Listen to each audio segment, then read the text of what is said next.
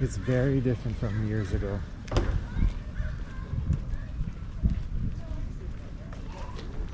We parked over there. It was all dirt.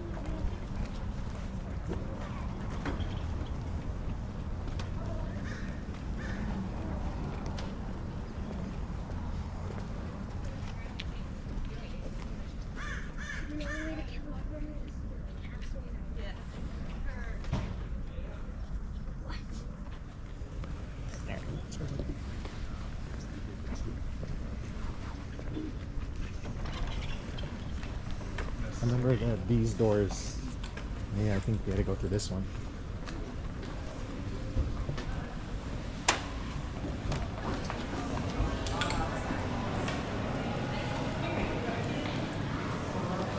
Reservations. Yes, 11 o'clock. It says tickets, they'll get you set up on your table. Beautiful, thank you.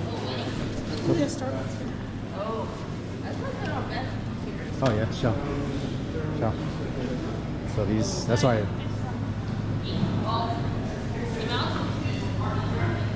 So it's not like real Starbucks. I think you said that last time. It's like even like SeaWorld.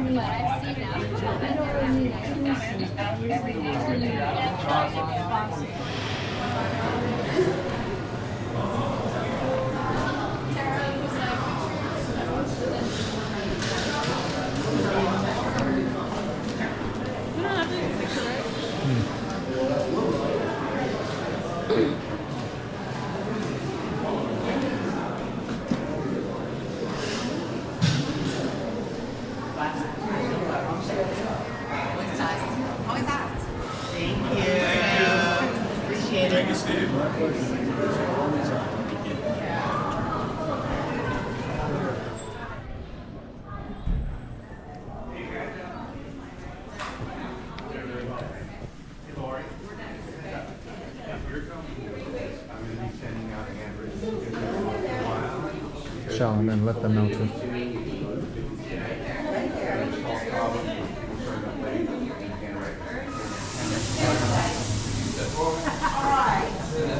They're gonna hear Michael Polino start. 10:15. Okay, 10:15. Is it too late? No. 3.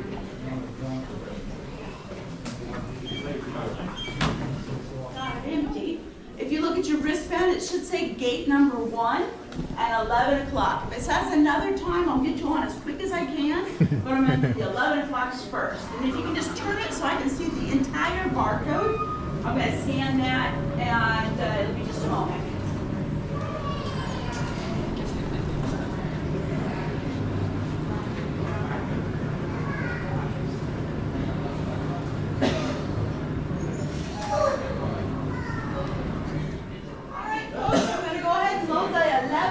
So 11 o'clock, Grand Rooms Tour, just have your wristband ready. We're going to go out to the bus to our left, bus number 204.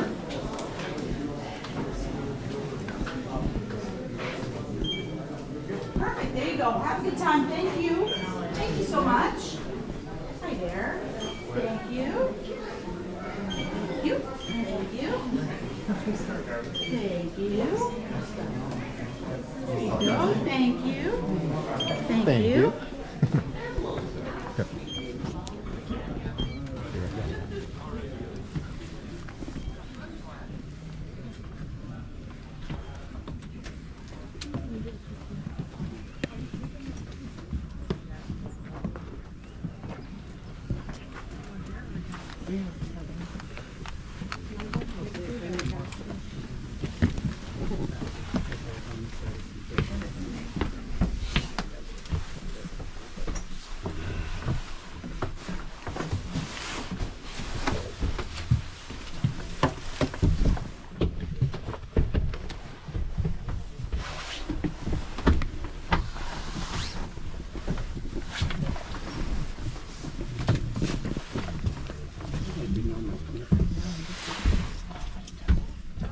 This is a riding tour, they call it, so there's going to be a recording going on. Really appreciate it if you could not talk during the recording so your fellow passengers can hear the recording. Is that good? Yeah. I guess that's the only one. I forgot to say that last time when people kept talking. God, I can't forget that one. It's going to take us 5 miles to get to the top of the hill. I'll do all the driving. There are a couple of bucks sitting out there, so if I slow down, that's your job to sort of look for them. Hopefully they're still in there. And then he was telling me there's a sandbar out there, which is also a deer, but I gotta keep my eyes on the road. So you guys gotta be looking for these things. I was thinking of sandbags. Sandbags stay scary.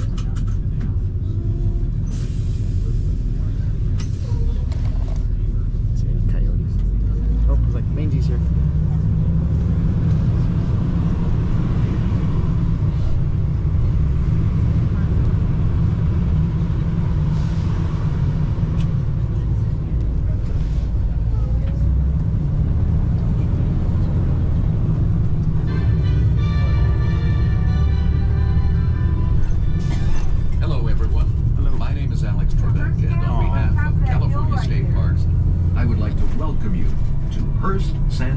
State Historical Monument, better known as Hearst Castle.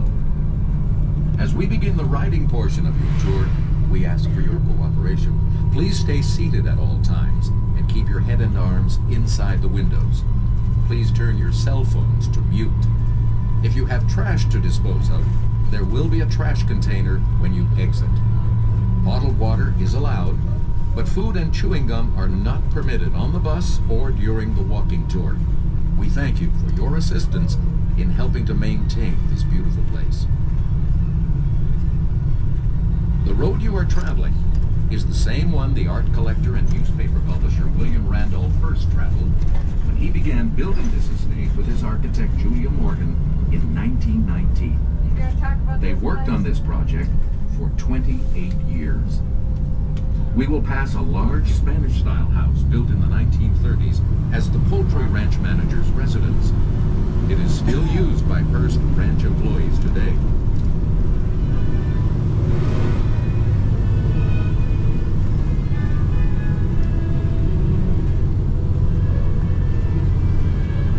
All his life, William Randolph Hearst referred to this place as the Ranch at San Simeon, even though in later years he gave it a more formal name, La Cuesta Encantada, the Enchanted Hill. His hilltop estate became one of the most glamorous country houses in America.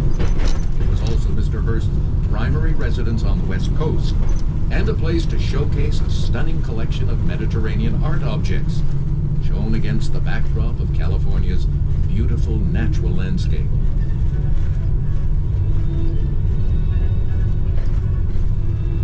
Hundreds of glamorous guests traveled this same road to visit the castle in the 1920s and 30s.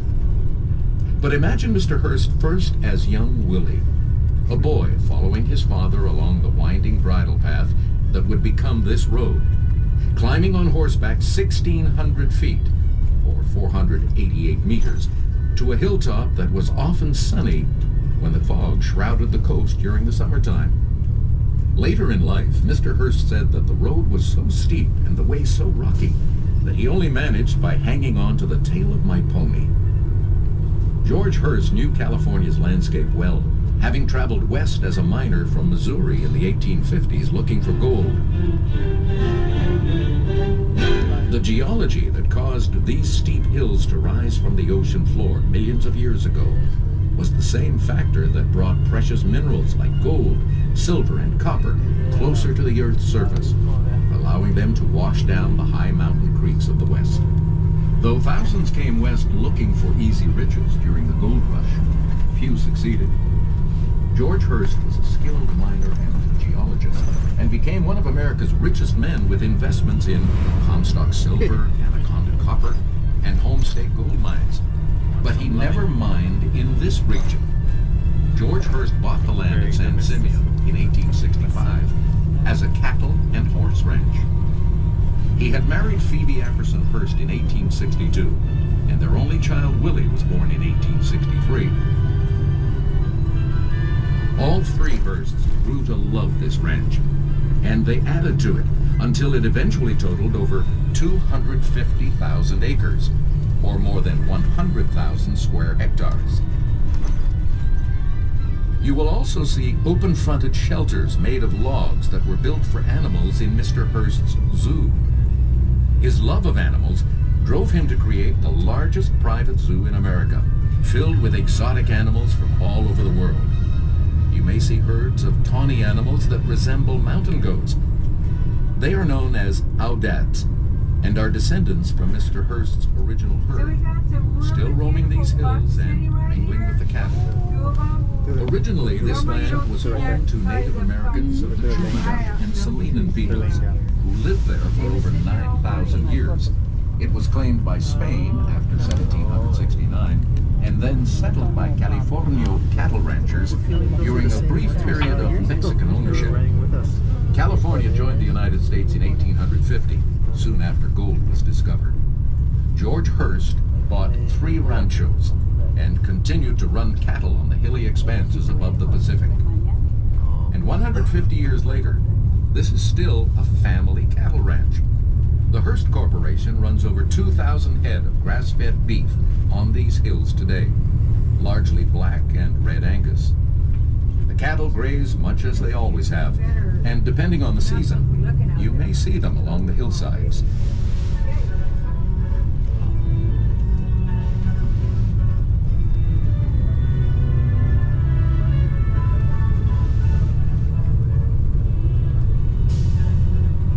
William Randolph Hearst was 56 in 1919 when his mother Phoebe died, his father having passed away earlier. William inherited this land he had loved nearly all his life, and immediately hired a talented and singular architect, Julia Morgan, whose firm was located in San Francisco. Hearst was overheard walking into Miss Morgan's office and announcing he was tired of camping in tents. "I'm getting a little old for that. I'm thinking of building a little something." Well, his little something became this estate of more than 165 rooms, and he chose to build it on the hill which had served as his family's original campsite. Julia Morgan's first challenges were to make a road from the old bridle path, and also to bring water from the natural springs that were located on a mountain almost 6 miles east of this hilltop. To this day, water provided to the estate comes from the same 1.5 million gallon reservoir built by Miss Morgan and Mr. Hearst in the 1930s. Some of it is stored in tanks atop the castle's bell towers. You may also glimpse a 16 million gallon reservoir recently built by the Hearst Corporation to provide water for the current family ranch operation. The Mediterranean climate of this region brings hot, dry summers and cool, wet winters, a perfect setting for the native oak trees known as coastal live oaks, or Quercus agrifolia. These are the large trees we pass, which have spreading low branches, small dark green leaves, and rough brown bark. Mr. Hearst and Miss Morgan designed the road to wind around the trees, some of which are more than 300 years old. On the hilltop, they sited the buildings around the oaks, and occasionally even moved a massive oak out of the way as the castle grew. You'll notice the hillsides are also covered with grasses. With the winter rains, these grasses turn a rich green, the summer and fall, they change color to a golden brown. Mr. Hearst filled these pastures with his exotic zoo animals. In his day, guests traveling this road would have passed by antelopes, yaks, giraffes, llamas, water buffalo, bison, and more than 100 other species. Most are gone now, but in addition to the audads, today you might see sambar deer and Roosevelt elk mingled with the cattle. Keep watching, and you may also glimpse some animals native to the area, including deer, foxes, and coyotes, as well as the large black birds that soar through the skies, known as turkey vultures. The views of the coastline can be quite spectacular on clear days. So too are the views of the twin-towered structure Hearst and Julia Morgan called Casa Grande, which means big house in Spanish, now commonly referred to as the castle. The road was designed so the castle would appear and disappear as you climb higher.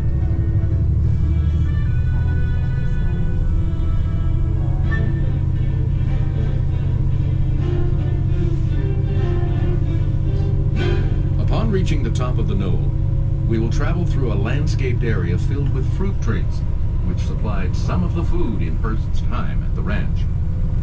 He grew nearly all his food on site, including beef, poultry, dairy products, and fruits and vegetables. You may also see on the left the remains of a columned arbor known as the pergola. It was a path for walking or riding through on horseback.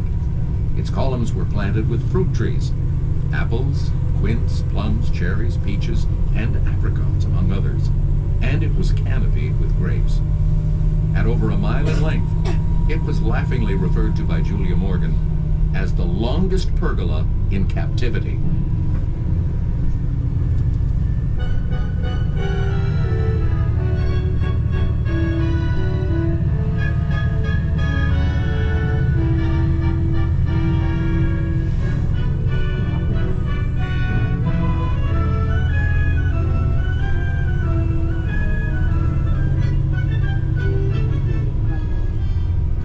As we near the hilltop, your walking tour is about to begin.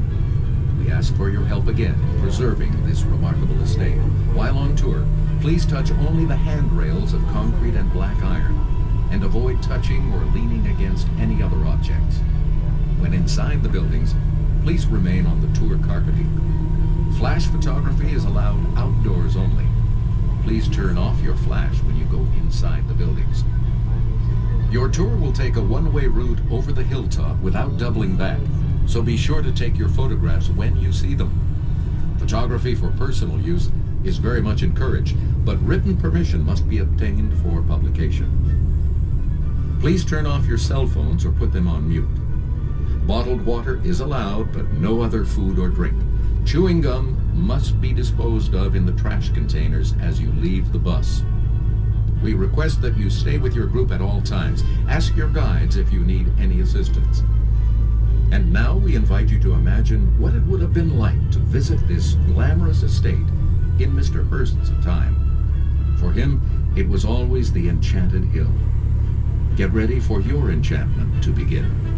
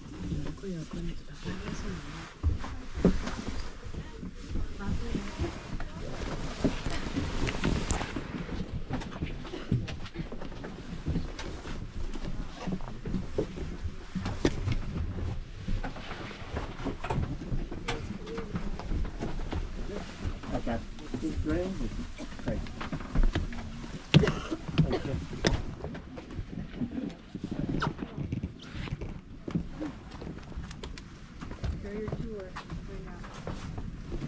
Good morning. Good morning. Watch your head, watch your step on the way out. Just gonna watch everyone come off the bus. Yep.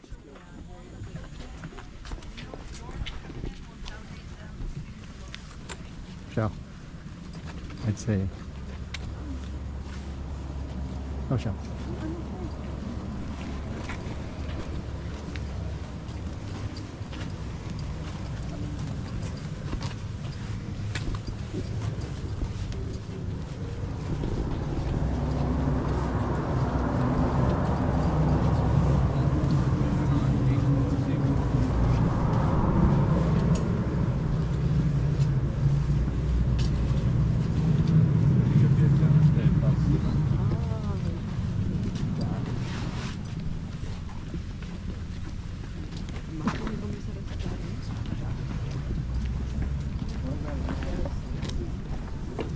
Take your time.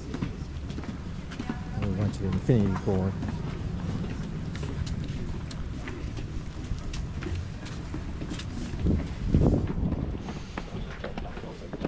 Two, 6, 7, 9. There is a way. Good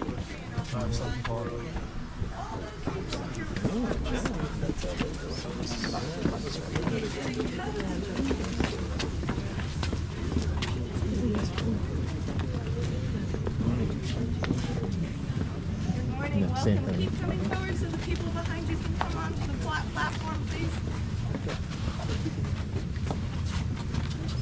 Welcome. Are you guys the party people from the back of the bus? Aha! Keep coming forward. We almost have everybody. It's 20. So Is my friend 120. back there? Lori, are you back there? I am here, yes. Are we all Just here? getting the Keep last coming forward, everybody, off the stairs, please. Welcome. My name is Kim. I have the pleasure of being your tour guide this morning. Thank you for coming out to our ranch. You're in the wild, wild west now. You feel it? My coworker's back there. She's tiny. Oh, I see you now. Hi, Lori. That's Lori. We're going to work as a team. I am going to be the interpreter. I get to be at the front of the group telling the stories, talking about the plants, the animals, the architecture, the artwork, the family drama, whatever it is you most want to learn about the Hearsts. That's what we're here to do today. If you don't know anything about Mr. William Randolph Hearst, let me start by telling you, I think he's a very eccentric man. You could just say that. If you roll together your favorite politician, your art collector friend, and amazing multimedia mogul type guy, you might come up with William Randolph Hearst, but he did it first. He was born April 29th, 1863, smack dab in the middle of our American Civil War. So put your time travel hats on. We're going to sail through history. We're going to learn about his lifestyle and this beautiful ranch that he put together. Notice I keep calling it the ranch. He didn't call it his castle. He owned a real castle over in Cardiff, Wales. He bought an 800-year-old castle named Donat's Castle, sight unseen, and he didn't even visit it for the whole first year that he owned it. Who does these things? Well, Mr. William Randolph Hearst, and we'll talk about him more. But before we do that, we're going to head over here to the West Terrace. We're going to go take a look at the Neptune pool. We'll walk through the formal Italian gardens. We'll make our way to Casa Grande, the big house. That's what we call the castle nowadays. And then we'll go through all the social rooms. And then I'll take you over to the Roman indoor pool where you get to walk on 22 to 24 karat gold. Who's walked on gold before? You get to do that today. And then, sadly, I'll put you back on that same bus with that wonderful bus driver, and you'll go back to reality, and you'll have all these new ideas in your head. And all you youngsters, oh, wait, that's ageism. I take back what I just said. All of you highly spirited people will go home inspired to do something new and better and make the world like this in 100 years. He had this idea 100 years ago, and we're enjoying it now. What are we going to do for our future descendants? I don't know. I'm trying. So let's see what we can do today. You guys listened to Alex Trebek on the bus. He spoke down from heaven. Did you hear Yep. it? Yeah. These kids don't even know who he was. I don't know what year that was that he died. Sorry. I should not be. Anyway, I get that way. Chatty Cathy. What were the rules that Alex Trebek gave you on the bus? Do you remember what you're allowed to touch in a museum? Bronze or Yes. handrails. Concrete handrails and metal handrails. That's the only thing you're allowed to touch up here. When we get inside the house, there's going to be a blue-gray tour mat. If it looks like it came from Home Depot or something like that, you're walking on the right stuff. But if it looks like it came from Persia or Asia, or it's a travertine tile or a teak dance floor, that's hot lava. Get off the pretty antique floors, get back onto the blue-gray tour mat, and help keep each other safe. On the tour mat, it's all good. But Lori back here, she's a really good guard that's helping me protect our art collection. So that's her job, to get you guys back on that tour mat, and don't touch anything else. When we're inside the house, make sure your flash is turned off. When we are anywhere, just make sure fresh, clear water is the only thing that you drink. I thought it wasn't supposed to rain till 1 o'clock. This is not nice. All right, let's get started. We are going to slowly make our way to the house. We can't go any faster because those people are in front of us. Unless they go faster, we're not going to go faster. What's cool too is there's another bus 10 minutes behind us. But if we stay in our little bubble in front of those people, behind these people, we can pretend we're the only people up here and we won't see anybody else. Isn't that neat? Let's invent the idea that you've been invited by Mr. William Randolph Hearst. And I want to make it the year 1936 because I want to go swimming in that pool. And it's not ready till 1936. So it's 1936. You all received your invitation. You're all coming from Hollywood into Glendale. You're getting on a train. It's a private train car. All expense paid trip. There is no end to your invitation. It's just a show up date. Show up this date. Today, I don't even know today's date. Show up this date, 1936. And we're going to take a train ride from Glendale to San Luis Obispo. Steve Zegar is going to meet you with his Tin Lizzie limousine. It's not a convertible today. It's got a soft top. And they're going to drive you 2 hours from San Luis Obispo up a dirt road, all the way up that same road your bus came up, and they're going to drop you off over by the Sekhmet sculpture that we'll see in a little while. Okay? You guys with me? Let's go. Come on. But you off the left side too. Take your time. I don't want you getting rushed.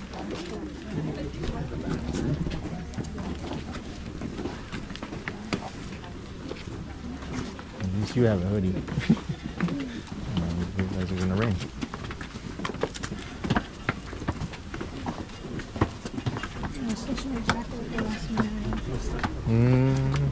Instincts are correct. So these is about 110 left.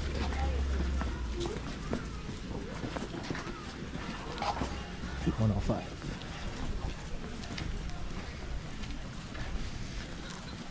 I remember when we brought Mom over here. Yeah. Then Kaylin. I think I was walking over here.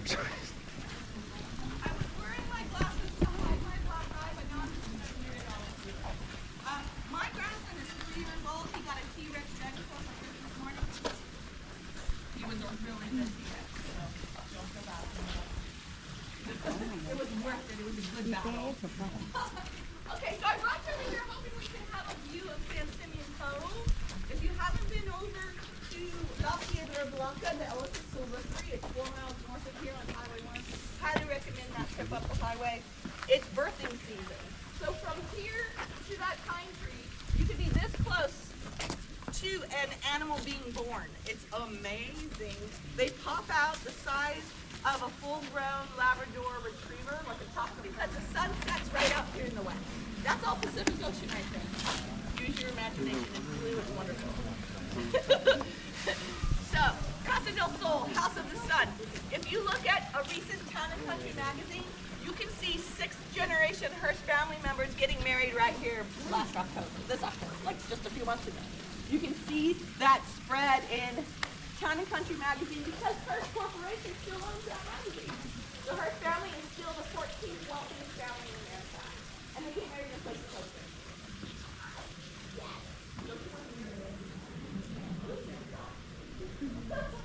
Anyway, Casa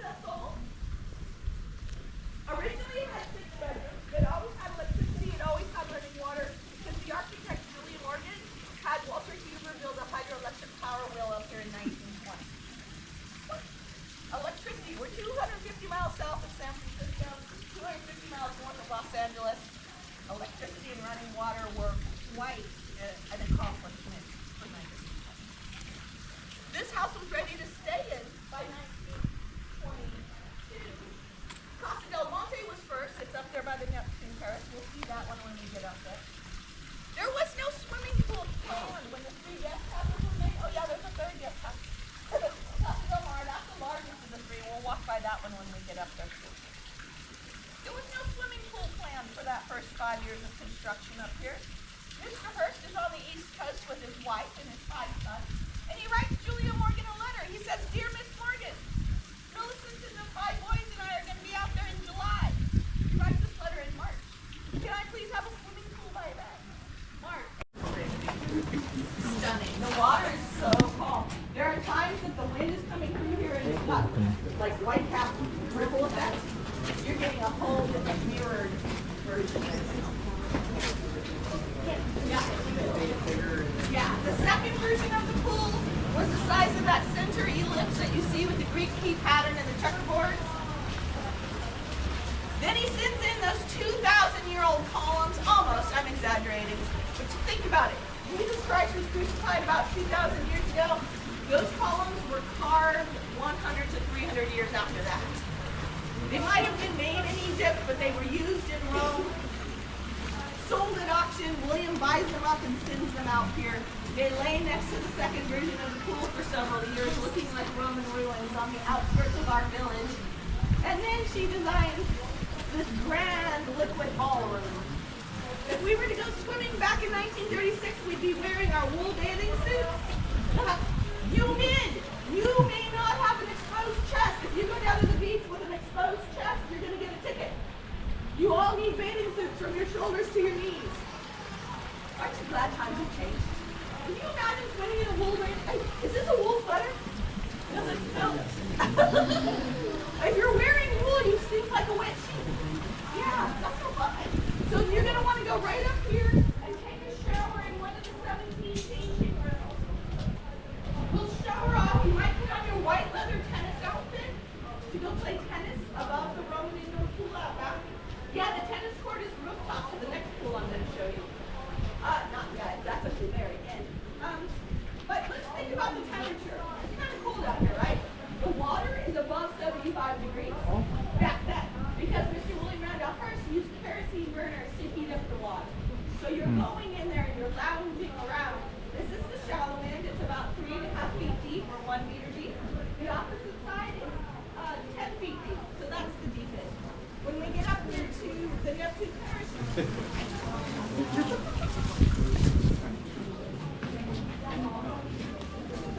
Art historian, but then a Hollywood set designer as well.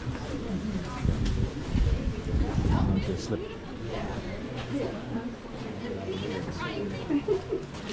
The goddess of love, she's sort of gorgeous. But don't think the bike that's holding her up. That man down there, that Titan, that merman with a split tail, he's one of my favorite sculptors of all the time. And he is Art Deco.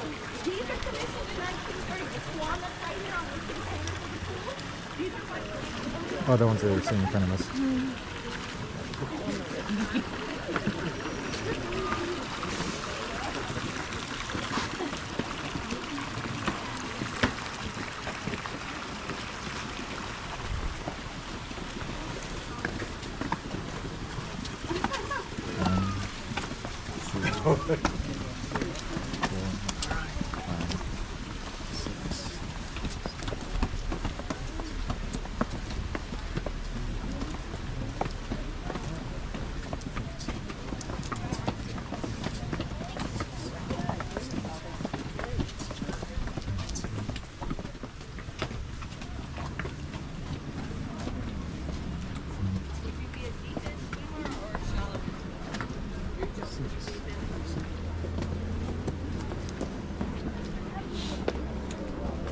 Roughly 80 steps up.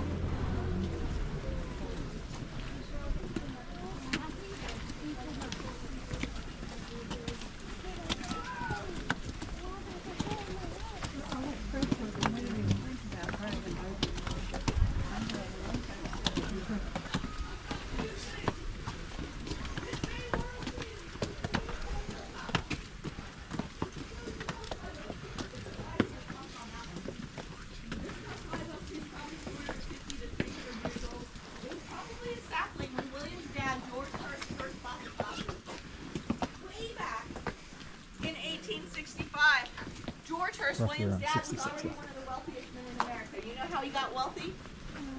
Not pig farming. Yes, silver. He started off as a pig farmer in Franklin County, Missouri.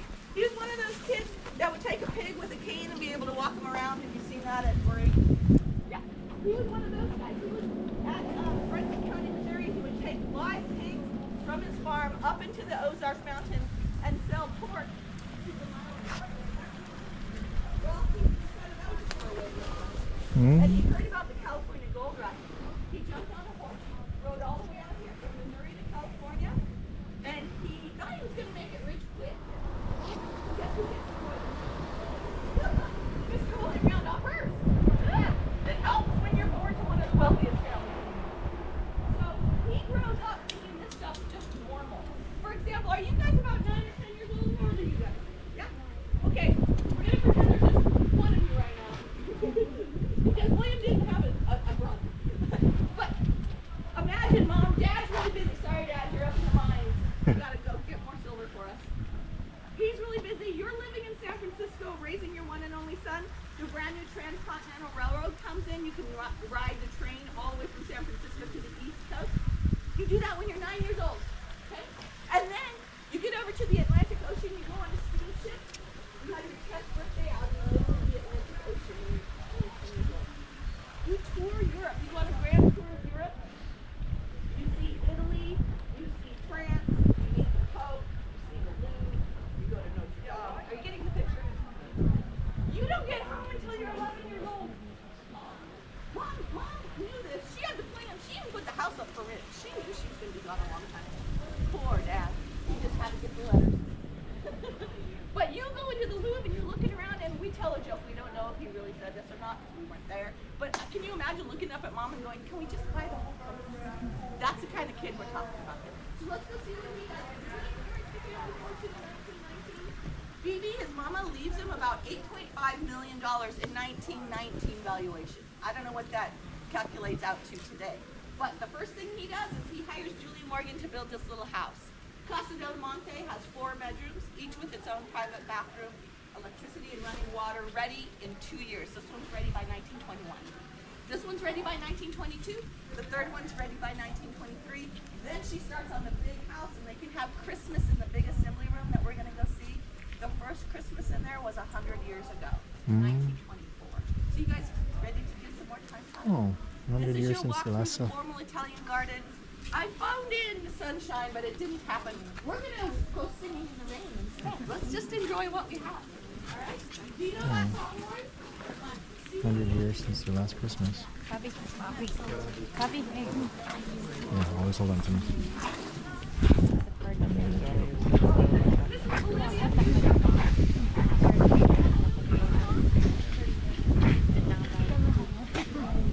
Roughly around 66 left, maybe mid-70s. It's probably 20 right here, 40s.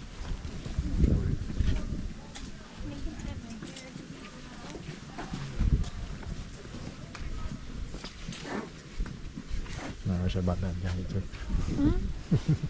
Wish I bought that jacket again. Which one? Yeah, my face. I went into it, and we have like salmon colored, I call them early Salvation Army chairs on the blue gray turf carpet inside the house at the beginning, and then at the back, so you're welcome to sit on those if you need a rest or a break. Thank you.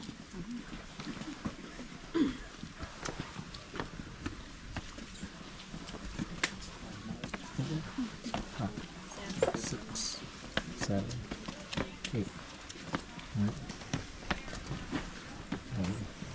12, 13, 16, 17, 18, 19. Roughly around mid-50s to 40s left.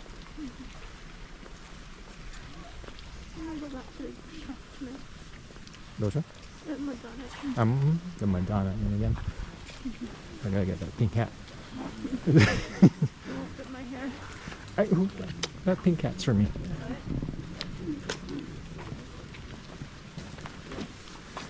Imagine imagine what kind of wedding price there might be here today.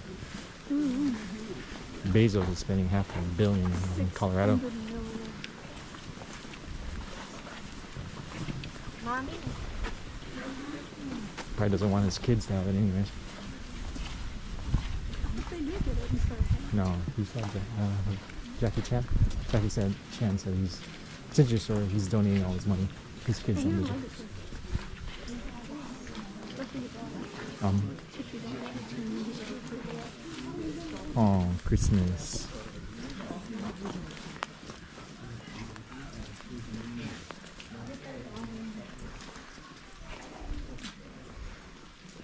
Symmetry lines. Christmas times.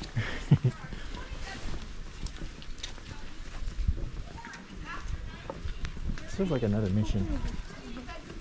Oh, no. Okay.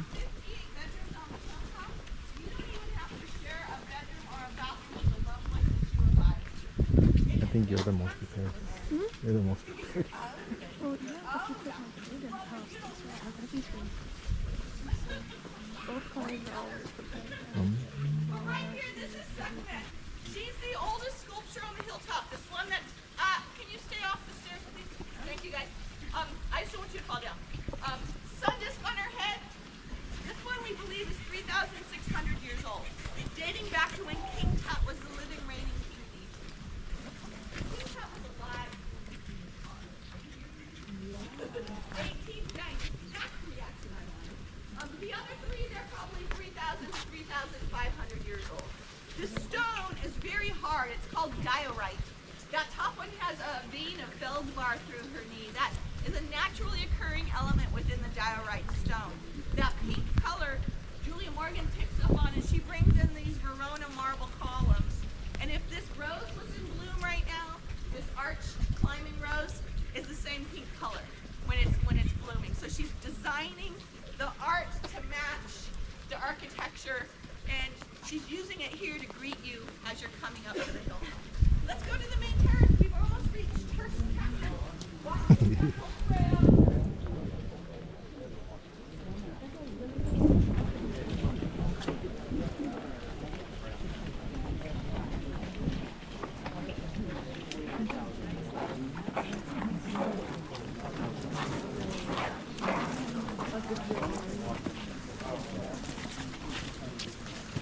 This is literally.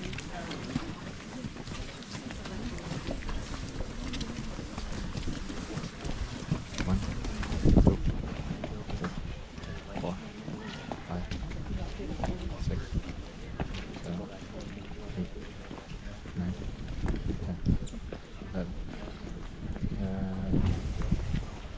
Mid-30s to 20s.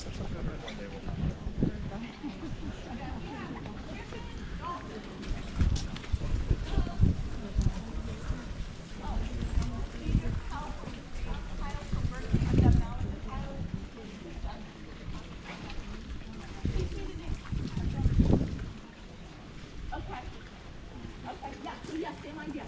Well, they're copying, if you notice up there, they're up there too. What they're copying is Cuenca from Spain is where the originals come from. So Cuenca in Spain are the people that originally kept terracotta tiles with ridges to keep the paint colors separated. So that's what comes from, and then everyone else copies. That's how our roll. And thank you. I'm going to put that up.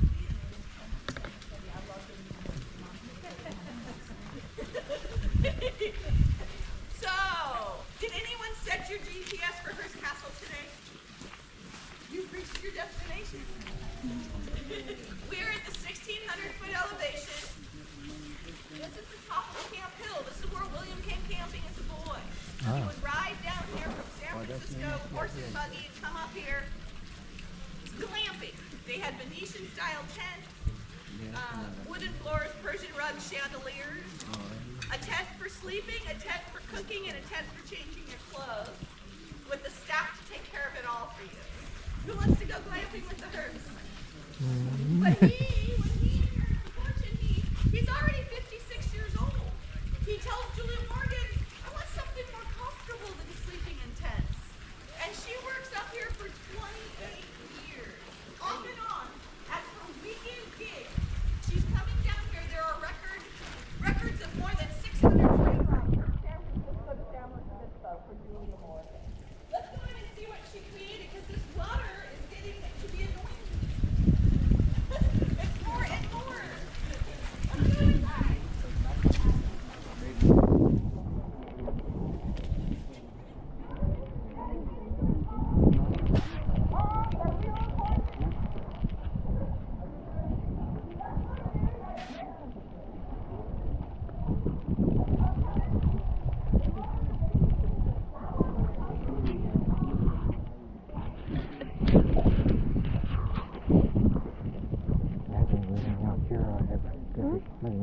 everything, wouldn't you? Imagine living in something like this. Well, they didn't have REI, you know.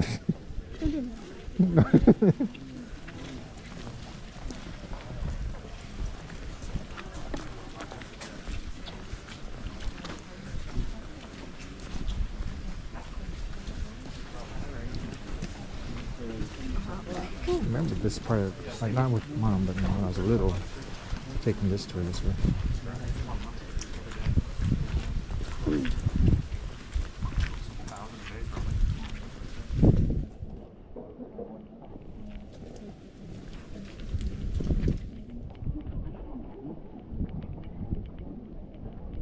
Aw.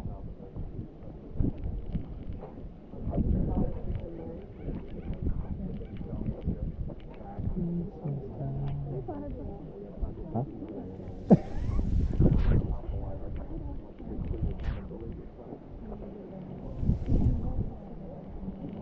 Emergency. Urgent. I'm wearing my coat. Take it off and do the math. It doesn't work. When you go in the door, just watch your step. Folks, make sure, because we have wet feet, that you see on that lovely blueberry tour carpet, because we have a lovely teak wood floor that we don't want to get wet. Hopefully.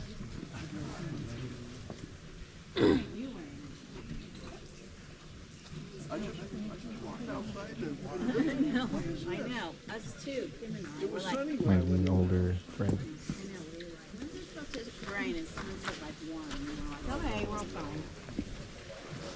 Everybody good? Good. You'll love the inside. Stay on the blueberry carpet. Don't touch nothing. And smile. You're on vacation. And look up at the ceiling. Oh, really? Okay. And tell me which ones are real and which ones were made here. Oh, That's gonna be hard to do. I'm up for it. Let's do it. Look at the only smart guy to drink in I know, that's what I was telling them. They're masked up, they got their umbrella, they're prepared. Or tell them they'll love the inside. You just did. Did I? I thought you did. Well, you'll love it even better. And just watch your foot going over that little step.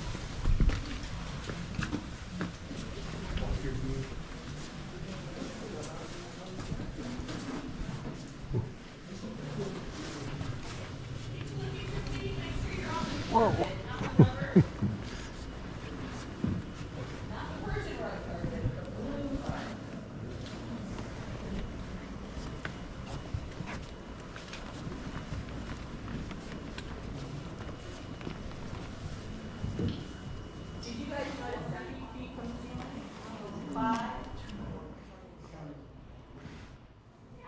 It's at least 20 feet tall, right? I'm gonna go with that. I don't know the real number, do you know the real number? 22 feet tall. Hey, we got hit on that genie scaffolding that lifted us up, and he was one of the ones at the top. Did you put the star on? Yes. That was fun. That was a good day. We did that before Thanksgiving. So we've been decorated for a while. So Merry Christmas. It's okay to say Merry Christmas. It's whatever day today is. Let's talk about the ceiling century heights. This ceiling is 16th century carved Italian walnut, but only about half of it is the antique that was shipped in from Italy. The other half of the ceiling, including the beams that the lamp standards are hanging on, those beams are made out of cast plaster. They're done by a father and son team named John and Theo Vanderloo. I'm learning how to say it better. Did you hear that? I used to say it like a Southern California surfer girl, like I am. I used to call them Vanderloo, but no, their name is Vanderloo. And they are able to look at the antique and then replicate it, and you can't tell which part is plaster and which part is the 16th century carved Italian walnut. Pretty neat, right? Then Julia Morgan designs the lamp standards with those 5 light bulbs hanging out exposed on purpose because light bulbs are beautiful in 1924. That's modern technology up there. That would be like you and I walking down the Las Vegas Strip and looking up at holographic neon lights and seeing something really fancy going on. That's the way they felt about this in 1924. You and I look up there and we see 5 light bulbs. And when I do school tours, I make the kids do the multiplication We count the rows and the columns and the bulbs. So you've got 5 times 6 times 10. How many light bulbs are up there? 300. That's a lot of light bulbs. Pretty cool, right? Then coming down into the corners of the room, you have the Thorvaldsen reliefs.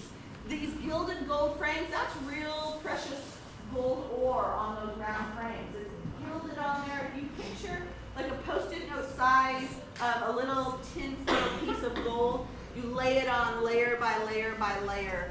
If you guys look at the door frame there, it's the same. If you're up close to that door frame, the main entrance, that's gilded in real gold also.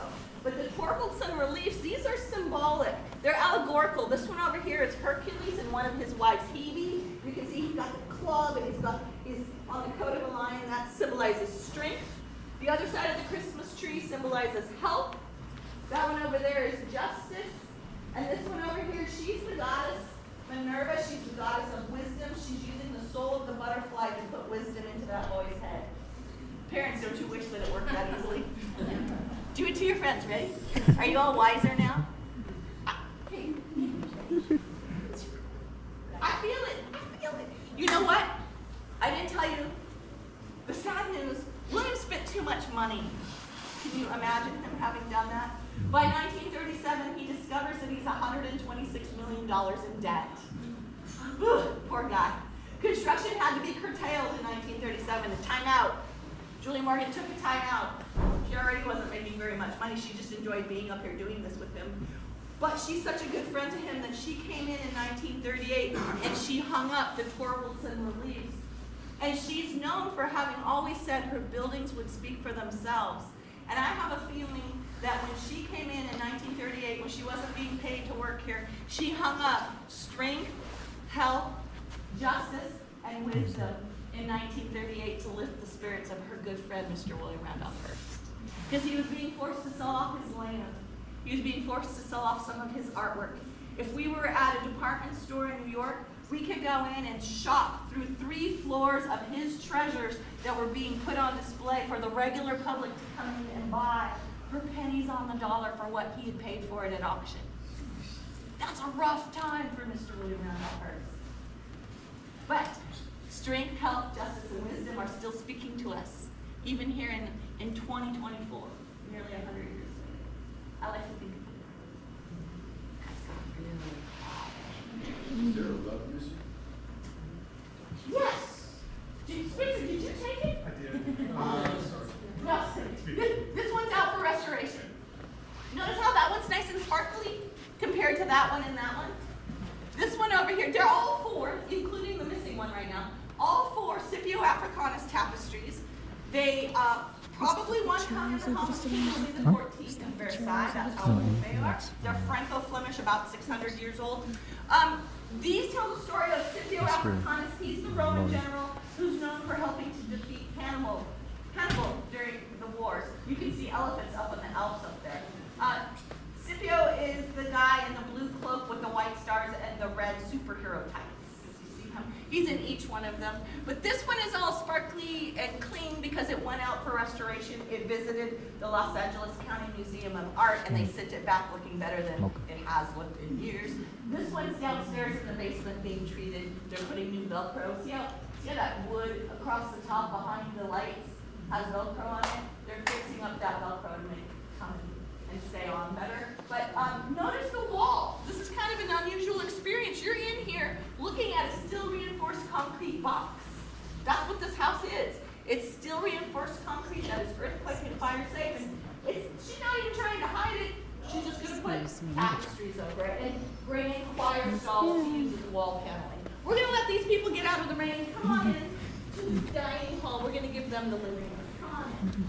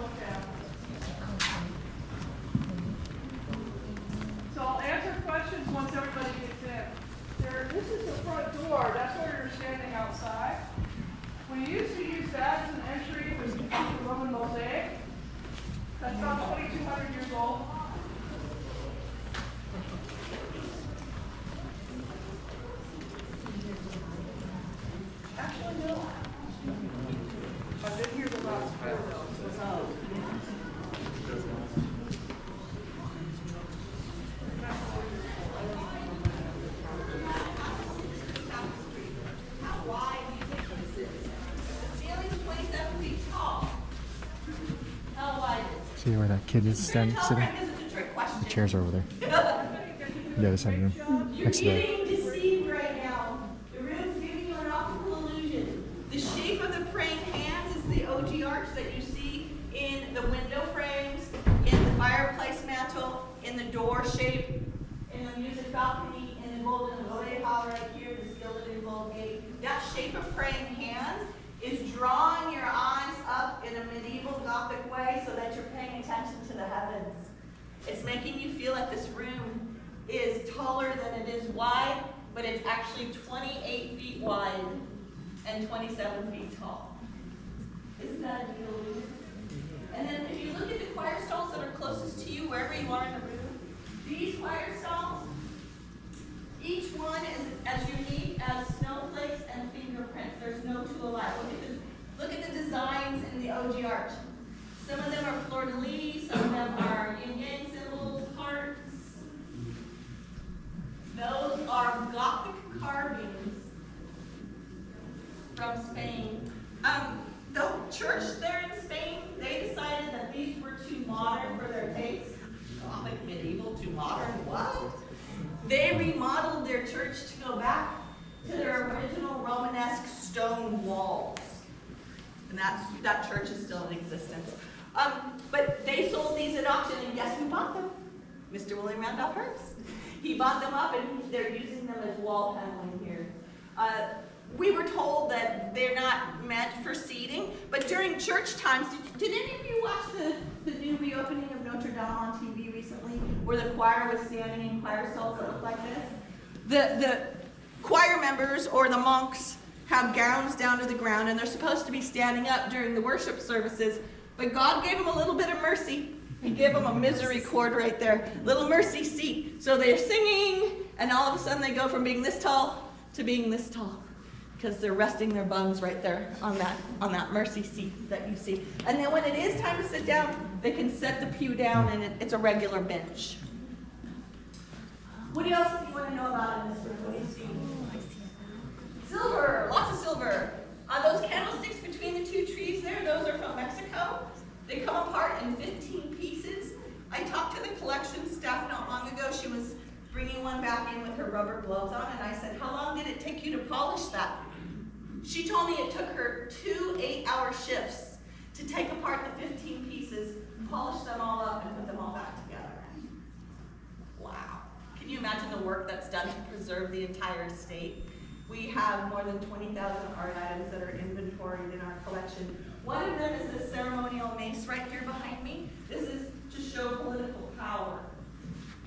Guess who sat right here next to the ceremonial mace? Mr. William Randolph Hearst. He would like to sit in the middle of the table because he wants to get to know all of you. He's invited all of you up to his ranch for the weekend. He may not even know you, but you might be a famous person like the original Tarzan, Johnny Weissmuller.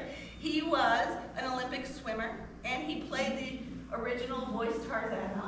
In the black and white movies with the loincloth. That guy, he was a visitor here. He might be seated right here next to Marion Davies. Marion Davies is William's mistress for 36 years. He stays married to his wife, Millicent, the mother of his 5 boys, but he has a girlfriend out here on the West Coast. They get a Beverly Hills estate. They get to build a beach house in Santa Monica. They have Neptune up by Mount Shasta on the McCloud River. He's living openly with his girlfriend out here on the West Coast. His wife, Millicent, is raising the 5 boys over in the Long Island area of New York. Don't feel too bad for Millicent, though. You know what? She shared her man for 36 years, but the 2 women never met each other.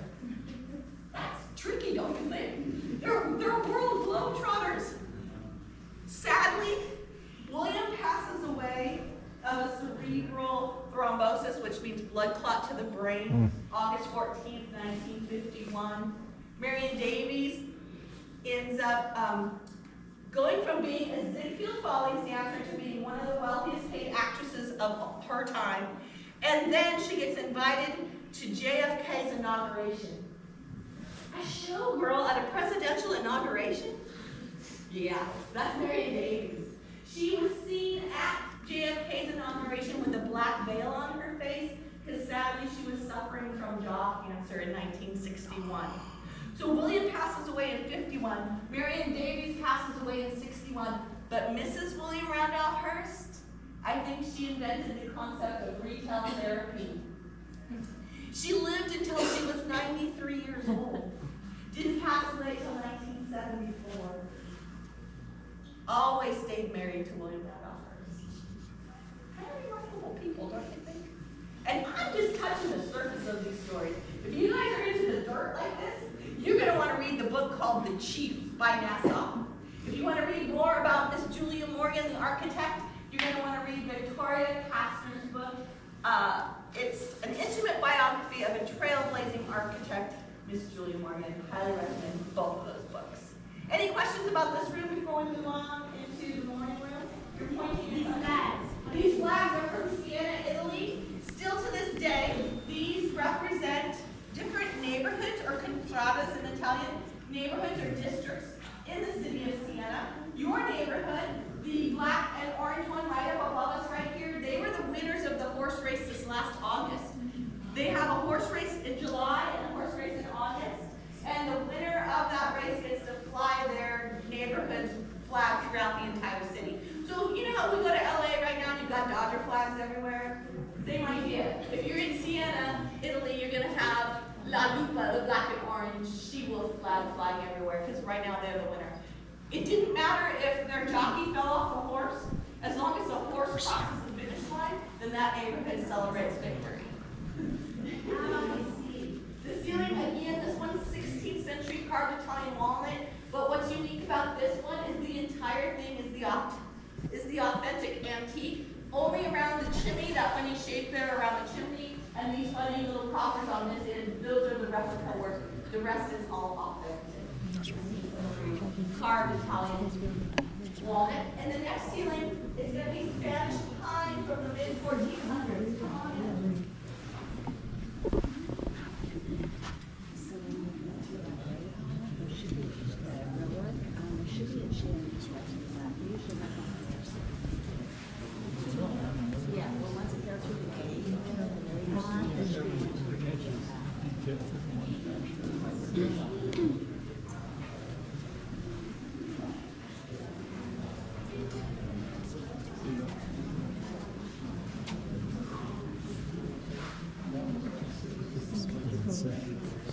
Paid mortgage for these.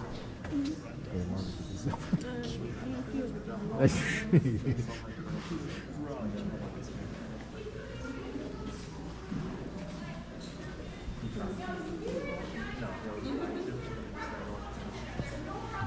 Anything that looks supposed to be.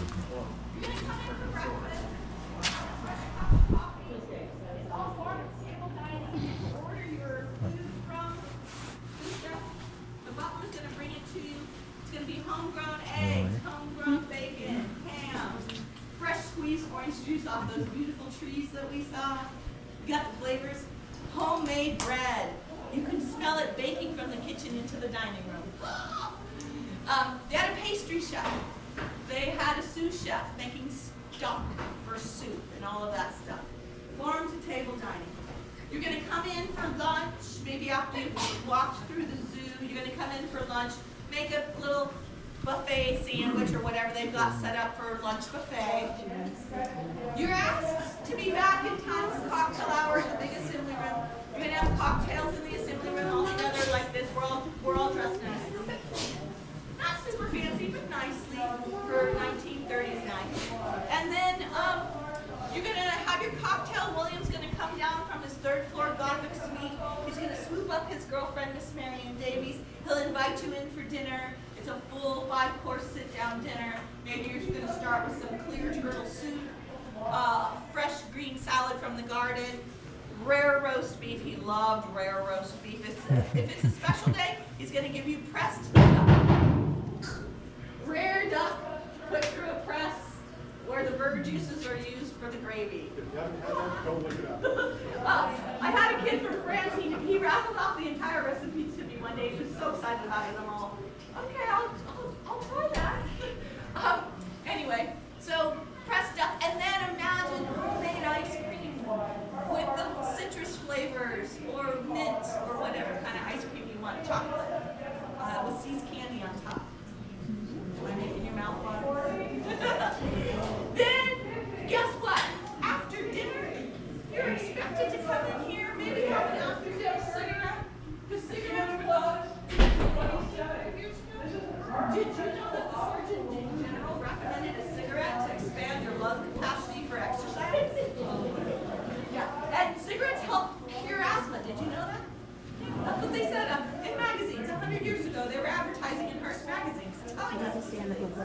Should people leave everything for reassurance? What about that telephone right there? How do you dial that telephone compared to those cell phones we carry in our pockets all around us? I'm kind of worried what they're going to tell me about these things in 100 years. You worried about that? Yeah. We don't know what we're doing to ourselves. They're going to think, what were those people walking around with that all the time for? We think the same thing, but the telephone's got good. There's no dial on there because all you do is you pick up the handset, speak to the operator, she's there 24 hours a day, 7 days a week. Like speakers, like Disney tour guides.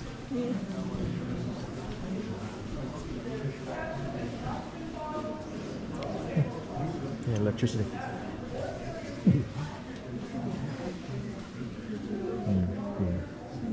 Tesla's even home. I wonder if we would put EV charging in his house if it was today's. How many chargers were there? Oh, I didn't see. Were they superchargers? Or? No, there's level 2. Level two?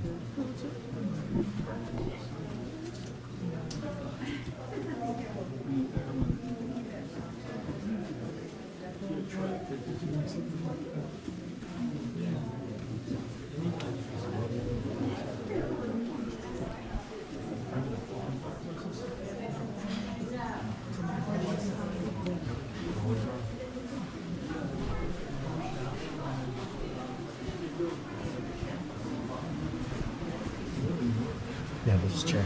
Yeah. You know where they are.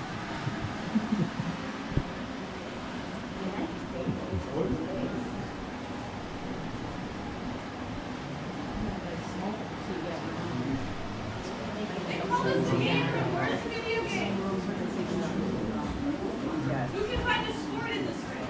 What do you want to play? Billiards? Yeah.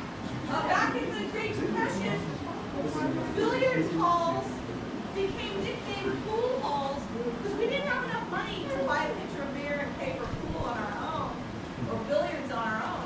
We had to pool our money together to play billiards. The ceiling is Spanish. The one that we just walked under in the morning room is from the middle 1400s. This one's about the same age. They came from Aragon, Spain. This one has Spanish sports on it, like bullfighting, bear baiting. Yeah, that was a game. You use a dog to bait it into a fight with a bear. Jousting, sailing, hunting. This is a middle tapestry with a hunting stash. Then it's like a curtain tile. From the 1800s, the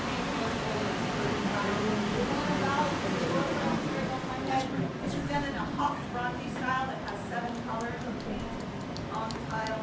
This tells the story of Joseph with the coat of many colors from the Bible. That same story is also in the Islamic Quran and in the Jewish Torah. So that story is told in 3 different religions. We're going to graduate off the blue carpet. We're going to hit the red carpet of Hollywood and the movie theater here. It's the largest room in the house. It's about a 2,700 square foot home theater with gilded gold caryatids. You're going to be walking right past this keyboard. There's 36 keys sticking up. Each key is electronically connected to a different bell of the bell house.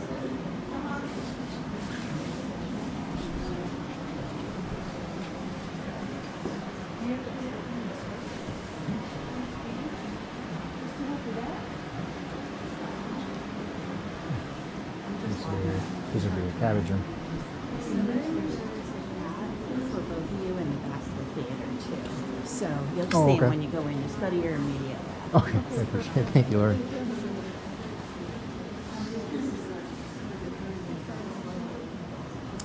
We said it's a big room. A big cabbage room. Maybe like that. Michelle Twiz with me.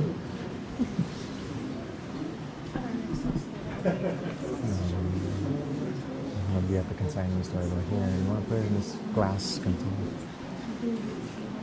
This was owned by Sophie Laurent.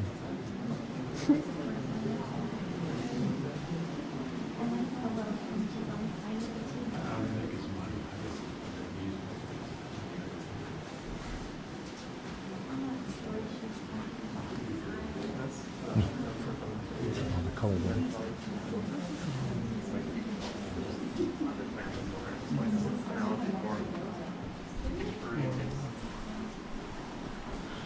Stop somewhere for some lunch. Hmm? Stop somewhere for lunch.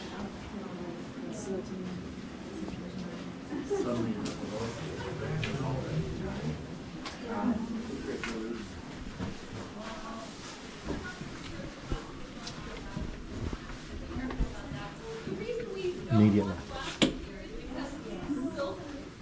So, yeah. What are these two? The caryatids are gilded and gold. When Julia Morgan went to Cal, which is what you call Berkeley before the other universities were started, Julia Morgan was a student there. She got a civil engineering degree in the 1890s. She then was the first woman allowed into the École des Beaux-Arts in Paris, France. She was allowed in when she was 27 years old. Most French guys took about 5 or 6 years to get their architectural degree, but there was a long-standing rule that you had to graduate by the time you were 30. So they didn't want a woman in the program, and they weren't going to change underneath the tennis court. It's currently under restoration. It's probably leaking because it's raining today. We're going to get drift on when we're in there, sorry. But the cork ceiling has been removed. Imagine the ceiling being painted to look like the bottom of the sea. Then the 10-foot deep starry night sky is at the bottom of the pool. So if you were a swimmer in your wool bathing suit, you could climb up the stairs to the dive platform, dive into the starry night sky, come up to see the bottom of the sea. It's like an upside down, whimsical Van Gogh painting that you're a part of. You guys ready to go experience this? Don't really jump in, okay? It's not heated. No, it's not heated anymore. Back in the day, it would have been heated beyond 75 degrees. It's like a Roman indoor bath. The staff is even invited to come partake in the bathing. So let's head down there. Watch your head. If you're 6 feet tall, this doorway's not. Oh my goodness, it's drippy.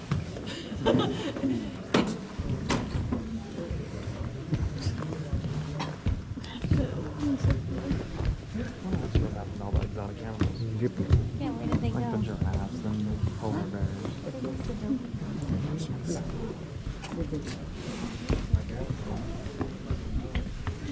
Oh yeah. It's different every day.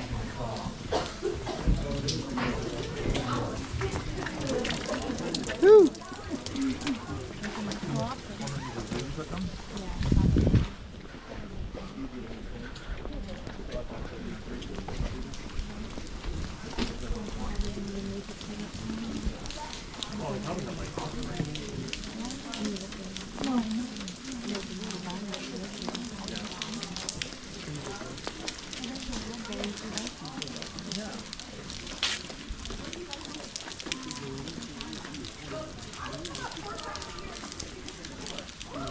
Alright, I think it was like 40 left. It's probably 10 right here, 30.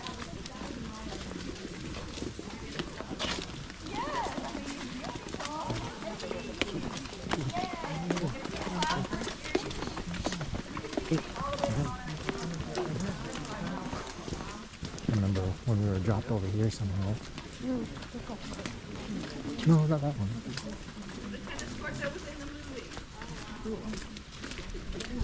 Good idea. And that tree coffee, this tree is supposed to be the color.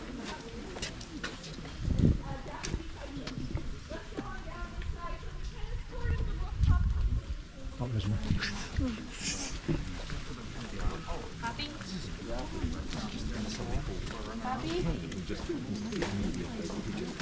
Oh, okay. Take your time. Yeah, I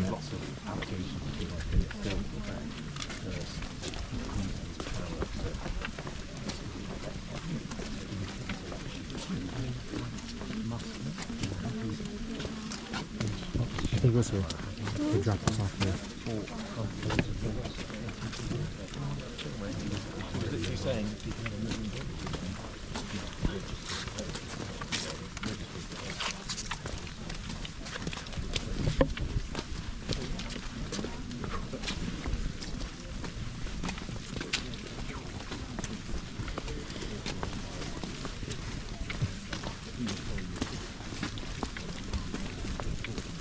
The pool. Says under construction and what's still No. Wait, when we were here. done. Probably a 10-year project. 2017 we were here, so maybe 3 more years.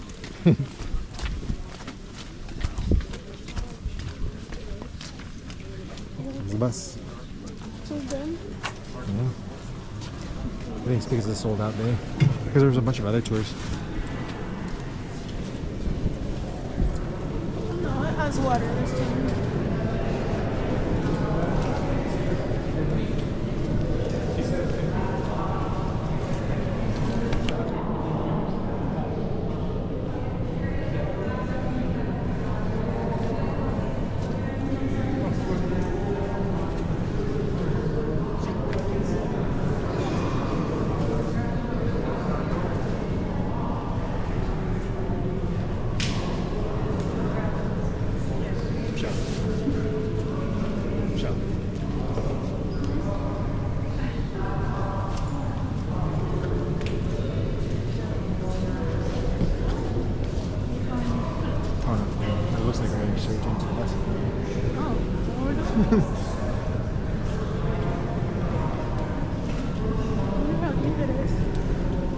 This part looks deep, and then I think that side's like a walk-in.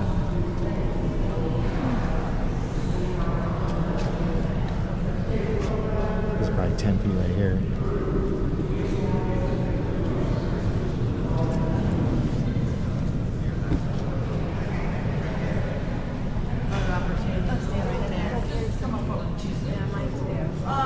Most often they buy out the ticket.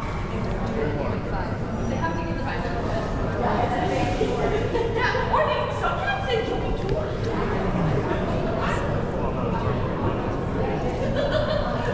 My pleasure.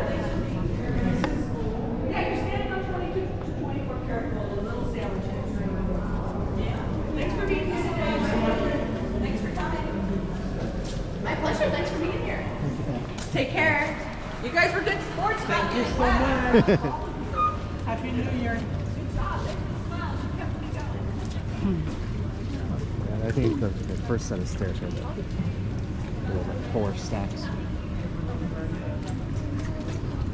Watch your step, take your time.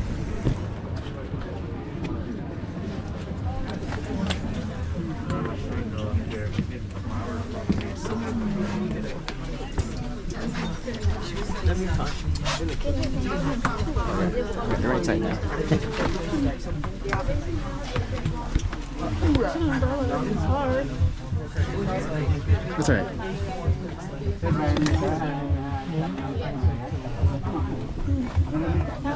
She was such a good rigger.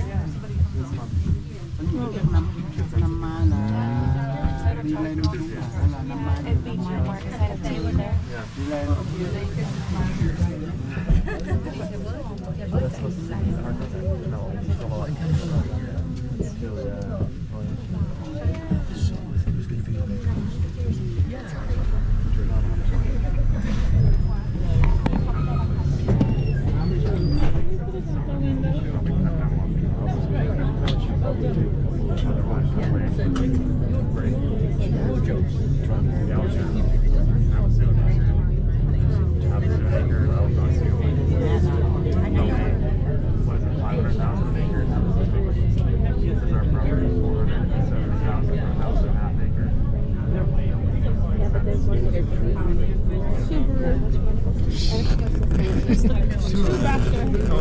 Watch me see one right now. Hold on.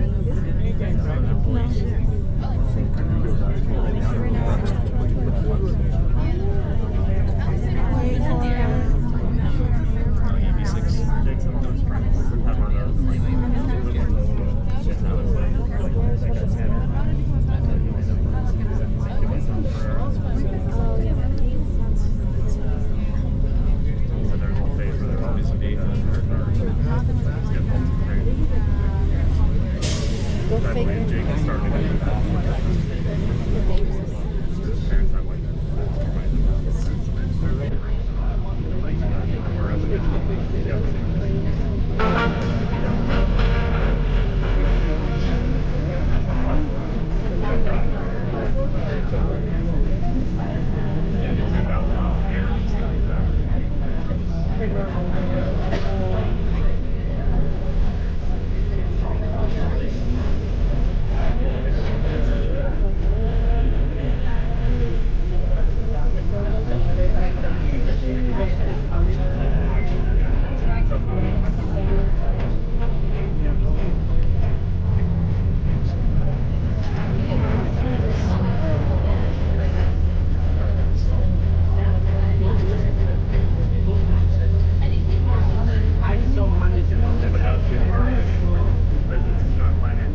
everyone. This is Alex Trebek again, welcoming you back for the remainder of your tour. We still have more to see as we travel down the hilltop. And we thank you for remaining in your seat, and please help us by not eating or drinking on the ride down.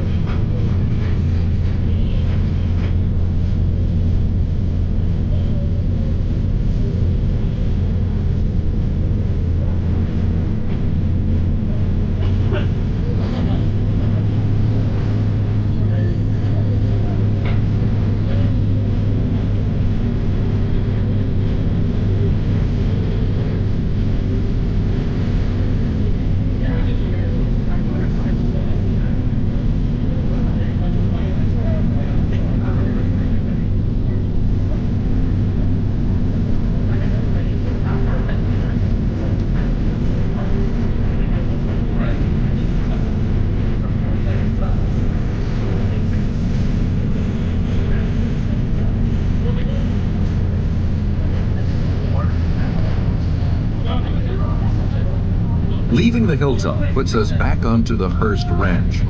We are traveling on the downside of this one-way road, which was divided into two parts in Mr. Hearst's time to minimize the possibility of collisions and to provide more access to the stunning views. On our descent, we will be looking north and east out to the distant mountains known as the Santa Lucia Coast Range, which runs parallel to the Pacific Ocean along the central region of California. To your left, you will again see the remnants of the pergola, the columned arbor for walking and horseback riding. It is easier to see on the way down.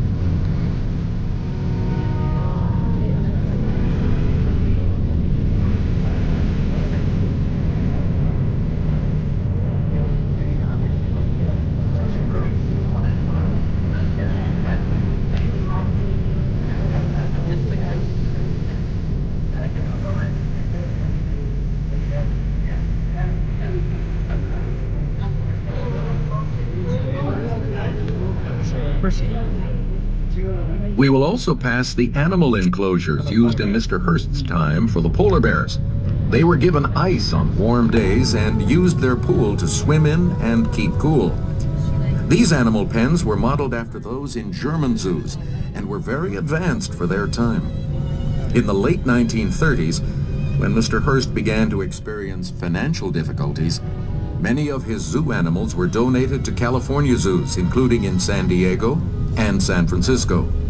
The descendants of his zoo which cause the most excitement today are the zebras, which you may see as you travel south on the east side of Highway 1, mingling with the Hearst cattle.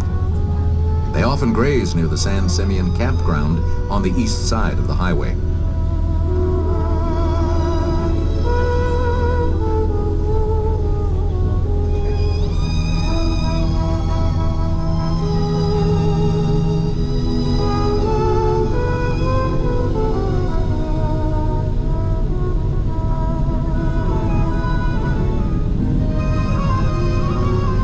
To experience more of the estate, consider viewing the film Building the Dream on our giant 5-story screen at the Hearst Castle Theater.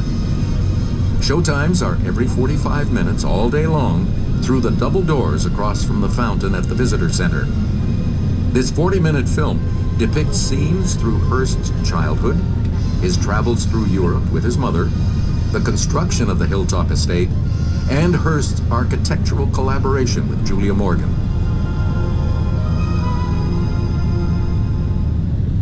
Also available at select times of the year is the evening tour, when the castle takes on a whole new atmosphere.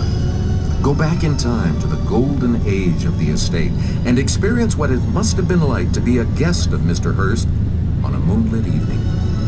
You'll be surrounded by other guests in 1930s attire, enjoying the rooms. There are many ways to feel the romance and magic of this incomparable estate.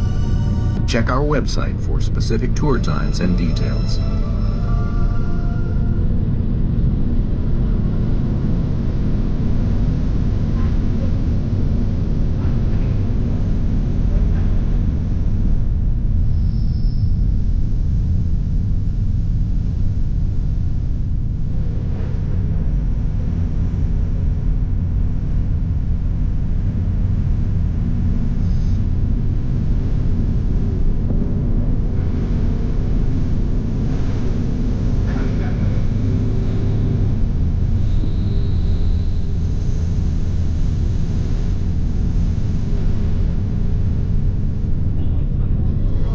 you're at the visitor center, be sure to stop by the gift shop and also to view the free exhibits, which will give you an expanded appreciation of the estate.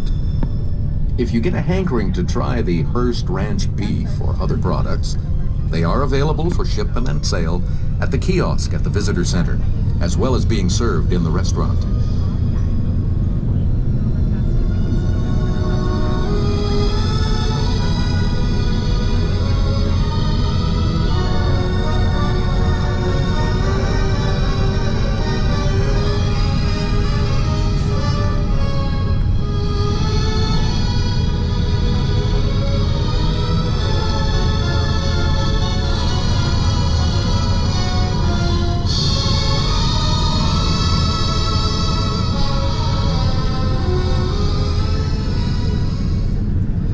As we descend and the coastline and matchless views become visible again, you can see why William Randolph Hearst went to the expense and difficulty of building his estate at the top of such a high hill.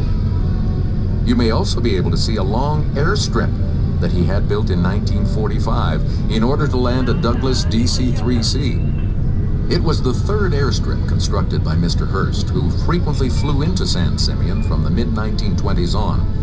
It is still in private use. Farther north up the coast, you may see the Piedras Blancas Lighthouse, which is still in operation, having been in continuous use since 1874. Tours of the lighthouse are available. Just south of the lighthouse is a cove that during many times of the year is filled with elephant seals. These massive ocean mammals rest on the sand, mate, and give birth in this cove. Extreme caution should be taken when viewing them. There are viewing stations located off the highway. If you'd like to learn more about the region, you can visit the Coastal Discovery Center at San Simeon Bay, located across Highway 1 from the castle entrance at William Randolph Hearst Memorial State Beach. Learn about the animals that live in this portion of Monterey Bay National Marine Sanctuary. There are also many opportunities to enjoy the unspoiled coastline in both directions when you reach Highway 1. Walk out on the pier and imagine the area as a former whaling station and a center for shipping and commerce in the late 19th century. Stroll through the surviving little village of San Simeon, which is across the highway from the castle. It was a bustling commercial city in the mid-19th century, then a residence for Hearst employees in the years after George Hearst bought the land in 1865, then an estate village that housed castle workers in the years after 1919. Its one-room schoolhouse still survives, as does a store dating from 1852, and several of the warehouses, the oldest of which dates clear back to 1878. Though there were many plans after Hearst's death to build a large resort area along Highway 1, the Hearst Corporation in 2005 concluded a landmark conservation easement that set aside 82,000 acres of land for its original use, family ranching, and protected the rest. 13 miles of coastline were donated by the Hearst Corporation to California State Parks, meaning that the land will always look as it did in Hearst's and Morgan's day.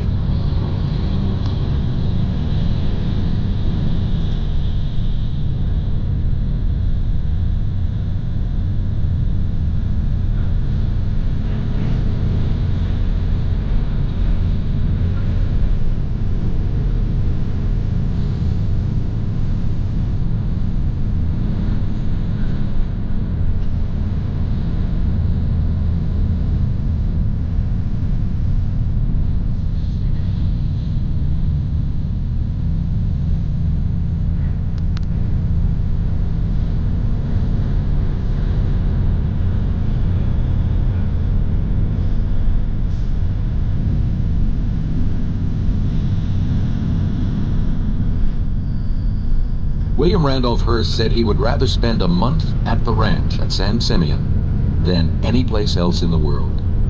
He and Julia Morgan worked 28 years to create the lavish estate you have enjoyed, but it doesn't end there. They also created a legacy that all of us can carry on. and that is what I am here to tell you about. My name is Victoria Kastner, author of books on the castle's art and landscape, and I would like to invite you to join Friends of Hearst Castle, the non-profit group that helps preserve this special place for future generations. Julia Morgan called San Simeon a museum of architecture. Mr. Hearst said he was building a museum for everyone to enjoy. You can help keep their goal alive by making a donation to Friends of Hearst Castle. We have two important missions: to preserve the precious art collection Mr. Hearst loved, and to ensure that through education, we continue to bring visitors to this matchless place. When you become a member, or make a one-time donation in the boxes with a knight on top that you will see at the Visitor Center, you contribute to maintaining Hearst's and Morgan's ongoing dream. Thanks to you, school children will visit the castle and see things they never imagined. Conservators will work for painstaking hours, making sure that antique ceilings, paintings, textiles, and other parts of the art collection will remain beautiful for centuries to come. If you join Friends of Hearst Castle, you will receive exclusive benefits, including the opportunity to participate in special events at the castle. If you make a one-time donation, you will be contributing to a lasting legacy. Mr. Hearst and Miss Morgan believed in dreams. We hope your visit today to La Cuesta Encantada has inspired you to explore it further, to enjoy the scenic coastline, and to leave here ready to pursue your own dreams, taking inspiration from the many creative people who brought this place to life. I couldn't have said it any better than that. Please come back and visit us soon. And on behalf of California State Parks, we thank you so much for joining us on tour today.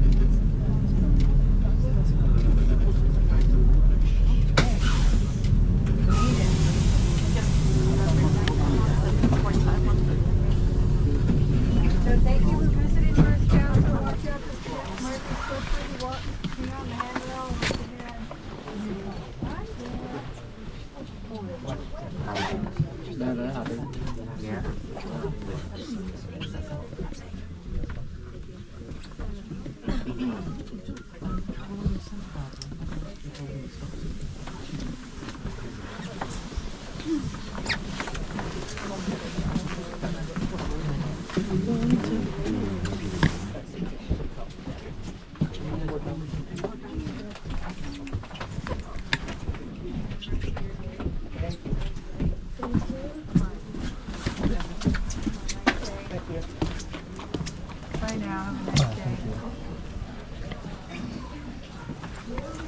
See ya. Have a good day.